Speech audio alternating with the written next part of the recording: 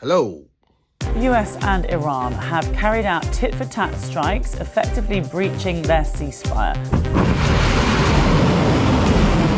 The supposed ceasefire is in real danger, I think, of breaking down. That tit-for-tat exchange with the Americans started over the weekend, and they did that to make their point that they need to control the Strait. Any interference or attempt to establish new or separate arrangements for the Strait of Hormuz will only lead to further complications.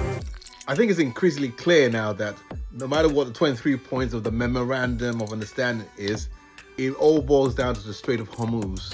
Iran has that in a chokehold, and America wants to be in control. They didn't bargain for this, and no matter how you try and play it, it's Iran's strongest bargaining chips in this whole negotiation.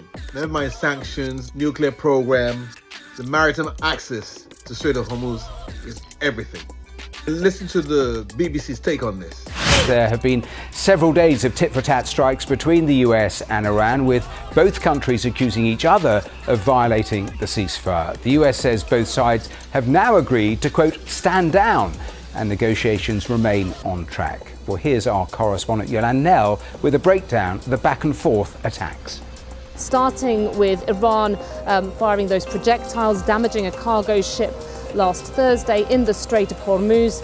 Then the US response targeting what it said were military positions in Iran over the weekend.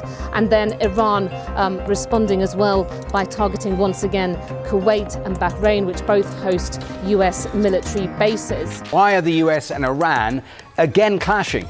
Well, basically because the principal achievement of that deal, that memorandum of understanding a few weeks ago, that Iran and the US deal, was to open up the Straits of Hormuz. That was a key priority of the United States because of the damage its closure was doing to the global economy. But Iran wants to administer and control how the strait is reopened. Thank you, because it's who controls the Strait of Hormuz.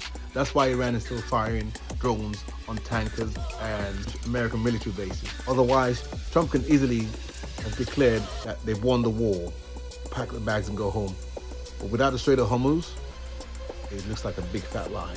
He could just declare victory, just say mission accomplished and go home. Just say I killed Khamenei, I degraded their military, blah, blah, blah, and go home like he did last year after the 12-day war. The idea that he would lose to the Iranians, and he is losing right now, let's just be very clear. But if it's destroying Iran, he's failed. He posted a couple of weeks ago, I've destroyed 100% of Iran's military capability. Okay, then what are we watching every day? Land on Gulf countries. They're still hitting Gulf countries. I think he's losing.